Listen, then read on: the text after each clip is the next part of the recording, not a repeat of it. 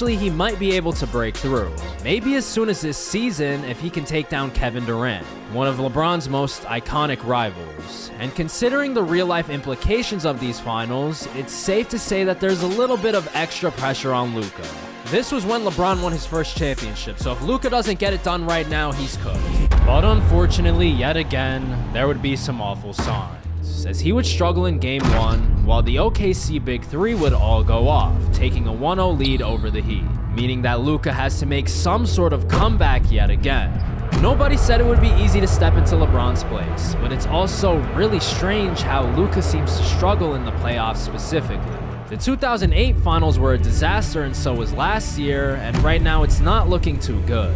He can't stand up to the pressure. The higher the expectations, the worse he performs. But in the end, he still has a 2-decade-long career ahead of him, and he's not even halfway through, meaning that he has plenty of time to fix his legacy, all starting with him taking not 1, not 2, and not 3 to make the comeback, now being up 3-1.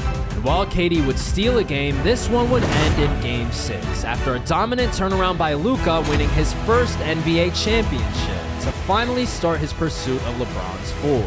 It's about damn time. And it's also safe to say that the floodgates have officially opened for Luka, as in the following season he'd win his 3rd MVP in a row with a very Luka-esque stat line of 31-11, as well as a 2nd straight finals appearance for the Miami Heat. And while they're up against a much improved OKC Thunder team, of course still led by Westbrook and KD, so is Luka. You can think of whatever metaphor you want to describe it, but to keep it straightforward, this one was over quick. It's back-to-back titles for the Heat. The 2013 NBA championship resides once again in Miami. Luka's now winning title number 2, now being halfway to LBJ, and now entering the 2014 season, which will be the last he spends with Miami before leaving. He'll have the chance to three-peat, which is something that LeBron wasn't able to accomplish in real life. So if Luka pulls this off here, some tough conversations will have to be had. So with all that being said, his final regular season with the team would unfold as follows. He would fall just short of a triple-double average, only at 30 and 12, but he would win his 4th straight MVP, giving him 5 in total, which already surpasses LeBron. And as far as the postseason goes, we would see him head to a 3rd straight finals, now being up against the Los Angeles Clippers, led by the dynamic duo of Chris Paul and Blake Griffin, who just so happened to be a much easier opponent than LeBron faced at this point in real life, but of course they still have to be respected. Because while yes, CP3 has a reputation for folding in the playoffs, to put it nicely, he'd actually put up a crazy fight, taking the first game of the series just to fall short to Luka, who would take over in the next 4 games with step back after step back to eventually complete the three-peat. He already has 3 titles compared to LeBron's 4, and when you combine it with his 5 MVPs, which are also more than LeBron's 4, it might be fair to ask if he's already better than LeBron. At this point, nobody really knows for sure, and it could just be a hot streak. There's still almost a decade of basketball left to be played. But what we can be sure of is that the entire scope of the NBA is about to change. And it's all because of one man out west who's about to take over the league.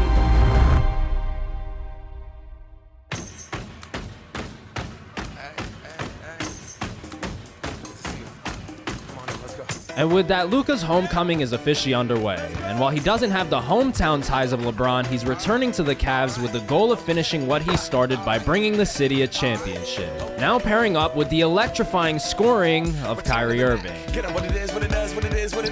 as well as the versatile play of Kevin Love.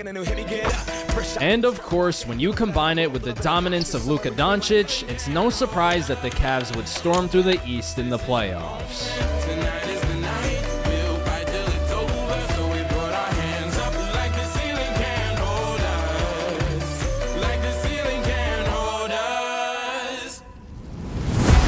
Welcome you to Oakland, California on a beautiful day in the Bay Area. Game 1 is finally here.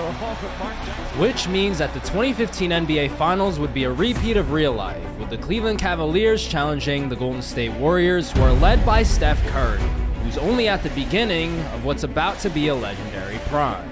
And when you shift the focus to each of their teams, it's safe to say that there's a lot on the line. Championship. You've got Golden State. It's been 40 years since they won a title. Cleveland has never won an NBA title, and now both are 4 wins away. So of course, with 2 highlight machines on each team, this finals would officially mark the start of a brand new rivalry, with both players each bidding for the top spot as far as point guards in the league. Of course, Luka's coming off a three-peat with the Heat, so he's got to be slightly favored, but in time, the main drawback to swapping LeBron out for Luka would start to show. Because unlike Miami, where he was flanked by 2 elite defenders, none of the Cavs' big 3 are known for playing well on that end. And while LeBron helps to solve some of those issues, right now it's Luka's team, which ultimately means that as the Warriors would storm all the way to the title, the blame is falling directly on his shoulders. So far as the Cavs era goes, it's not changing all that much. So with that, Luka's attempt at a personal 4-peat is over as we enter 2016. And before the season kicks off, we have to mention that while he does have 3 championships, he's also lost just as much. And with LeBron's finals record being highly debated in real life, it's definitely something to look out for, especially when you consider that that number is about to change.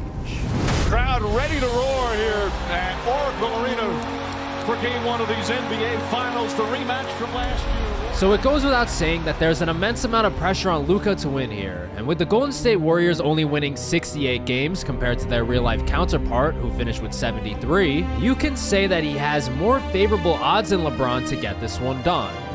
But all that talk would end before it started, as unfortunately for the Cavs, the Curry flurry would carry over from last year, with Steph outdueling Luka on his way to fittingly a 3-1 lead.